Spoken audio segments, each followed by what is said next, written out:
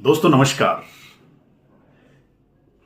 संसदीय कार्य मंत्री किरेन रिजिजू ने संसद के मानसूनकालीन सत्र की घोषणा कर दी है और इस बीच उन्होंने एक बात और कही है कि दिल्ली हाईकोर्ट के जस्टिस यशवंत वर्मा पे जो भ्रष्टाचार का आरोप लगा है उसको लेकर के शायद उनको पद से हटाने का जो प्रस्ताव है उसकी शुरुआत संसद में की जा सकती है।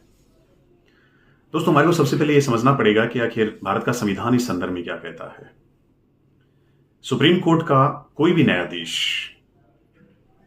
अनुच्छेद 124 के क्लोज 4 और क्लोज 5 के अंतर्गत अगर सिद्ध कदाचार या अक्षमता का दोषी पाया जाता है तो फिर प्रक्रिया पूरी करके उनको पद से हटाया जा सकता है और ऐसी प्रक्रिया उच्च न्यायालय के न्यायाधीशों के संबंध में अनुच्छेद 217 में स्पष्ट की गई है।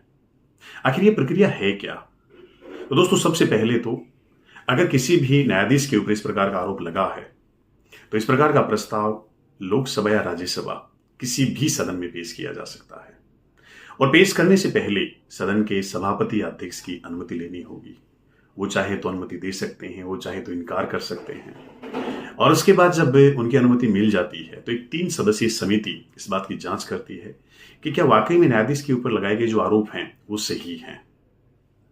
उस 3 सदस्यीय समिति में सुप्रीम कोर्ट का चीफ जस्टिस या कोई वरिष्ठ न्यायाधीश होगा, एक किसी हाईकोर्ट का चीफ जस्टिस होगा और एक कोई विधिवेत्ता होगा। दोस्तों अगर यह समिति आरोपों को सही पाई जाती है तो फिर संसद के दोनों सदनों के द्वारा अलग अलग अपने कुल सदस्य संख्या के बहुमत और उपस्थित व मतदान में भाग लेने वाले सदस्यों के 2/3 बहुमत से प्रस्ताव पारित करके राष्ट्रपति के पास भेज दिया जाता है और राष्ट्रपति फिर एक आदेश जारी करके न्यायाधीश को पदमुक्त कर देता है। सुप्रीम कोर्ट में चीफ जस्टिस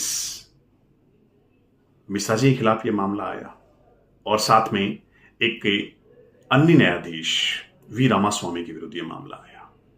दोस्तों याद रखना हाईकोर्ट में भी ऐसे बहुत सारे मामले आए हैं, वो चाहे मामला पीडी दिनाकरन का रहा हो, सौमित्र सेन साहब का रहा हो या न्यायमूर्ति गंगेल साहब का रहा हो।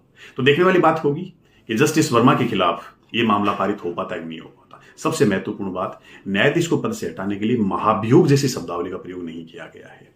इस प्रक्रिया का प्रयोग केवल और केवल देश के राष्ट्रपति के लिए किया गया है। न्यायाधीशों के लिए रिमूवल शब्दावली का प्रयोग किया